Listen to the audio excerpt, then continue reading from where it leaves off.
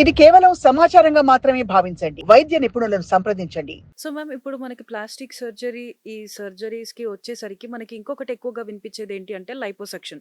ఇప్పుడు ఎవరైనా కూడా ఓవర్ వెయిట్ ఉన్న వాళ్ళైనా కానీ, లేదు అనంటే వాళ్ళు ఎంత ట్రై చేసినా కూడా వాళ్ళు వెయిట్ రెడ్యూస్ అవ్వట్లేదు అనంటే నెక్స్ట్ వెతుక్కునే ఆప్షన్ లైపోసక్షన్. సో ఈ లైపోసక్షన్‌లో మనకి సర్జరీ ప్రాసెస్ అనేది ఏ విధంగా ఉంటుంది? లైపోసక్షన్ ఎప్పుడు ఒక రాంగ్ థింగ్ ఉంటది. Liposuction is not a weight loss procedure. ఈ మధ్య పీపుల్‌కి అవేర్‌నెస్ క్రియేట్ చేయడానికి మేము ప్రతి వీడియోలో పీపుల్‌ని ఎడ్యుకేట్ చేయడానికి ట్రై చేస్తున్నాం. Liposuction is not a weight loss procedure. Liposuction ఎందుకు చేస్తాం మరి?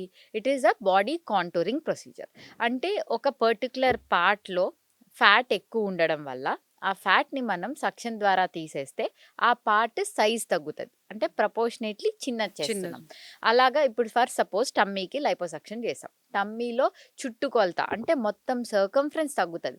అలా తగ్గించగలం కానీ it is not a weight loss procedure. Okay. అంటే మనకి బాడీలో ఎక్కడైతే ఫ్యాట్ డిపాజిట్ ఉంటదో అక్కడి వరకే మనం చేస్తాం తప్ప, ఈ లైపోసక్షన్ వెయిట్ ద్వారా లాస్ కాదు. ఓవర్ వెయిట్ మాత్రం అంటే కాదు. ఓవరాల్ బాడీ వెయిట్ మాత్రం తగ్గదు. కాదు. ఓకే. సో, పేషెంట్స్ మా దగ్గరికొచ్చినప్పుడు ఇలాగే నేను ఎక్కువ బరువున్నాను, నేను వెయిట్ లాస్ అవ్వాలి అంటే వాళ్ళకి లైపోసక్షన్ కాదు.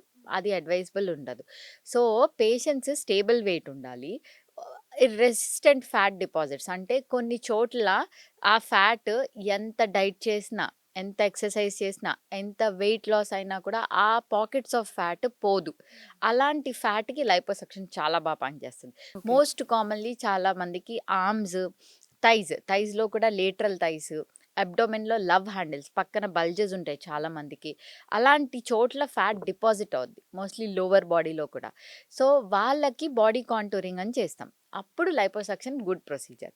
లైపోసక్షన్ యాక్చువల్లీ చాలా బ్యాడ్ నేమ్ వచ్చింది కానీ it's a very safe procedure and very promising results. మంచి రిజల్ట్స్ వస్తాయి.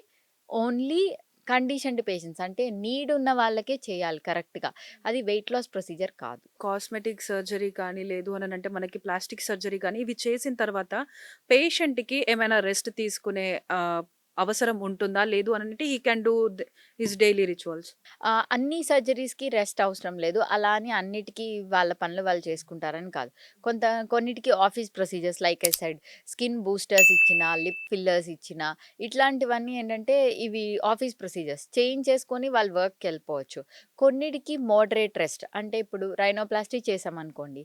ఈ మధ్య కాలంలో అనస్థీషియా మంచిగా ఇంప్రూవ్‌మెంట్స్ దానిలో చాలా ప్రోగ్రెస్ వచ్చింది కాబట్టి డే కేర్ సర్జరీస్ కింద ఎక్కువైపోతున్నాయి. ఇంతకుముందు మనం అడ్మిట్ చేసి హాస్పిటల్‌లో ఉండాల్సొచ్చిన సర్జరీస్ ఇప్పుడు డే కేర్ కింద చేస్తున్నాం. అంటే పొద్దునొచ్చి సర్జరీ సర్జరీ చేయించుకొని చేయించుకొని బై ఈవినింగ్ ఈవినింగ్ కలొచ్చు. డిశ్చార్జ్ చేస్తాం. అంత ఎఫెక్టివ్‌గా చేయొచ్చు.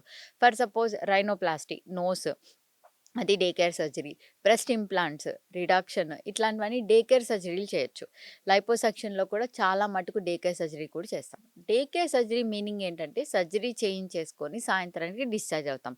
బట్ కొంత మటుకు రెస్ట్ అన్నది వెరీ ఇంపార్టెంట్ బాడీకి. రికవరీ ఫేజ్‌లో రెస్ట్ తీసుకుంటే బాడీ తొందరగా రికవర్ అవ్వడానికి మనం adequate rest and rest. Hydration are important. So, liposuction particular ఆర్మ్సో ఎలా ఉన్నారనుకో చెప్తాం. ఒక 2, 3 డేస్ మీరు ఇలా పెయిన్స్ ఉంటాయి. దానికి టాబ్లెట్స్ ఇస్తాము, యాంటీబయాటిక్స్ ఇస్తాము. మీరు ఇంట్లో ఉండాలి అని పార్ట్‌ని బట్టి చెప్తాం. యూజువల్లీ ఒక 1 వీక్ అన్నా కూడా ఆ రెస్ట్ పీరియడ్ అంటూ ఉంటే బెటర్. కొన్ని సర్జరీస్‌కి అంత రెస్ట్ అవసరం లేదు. 3, 4 డేస్ ఇంట్లో ఉండి you can go back to work అని సాక్షి టీవీ ప్రసారాలను నిలిపివేయటం చట్టరీత్యా నేరం. సాక్షి టీవీ ప్రసారాల కోసం మీ స్థానిక కేబుల్ ఆపరేటర్ను వెంటనే సంప్రదించండి. డిటిహెచ్లో ఇంటర్నెట్లో కూడా సాక్షి టీవీ ప్రసారాలను వీక్షించవచ్చు.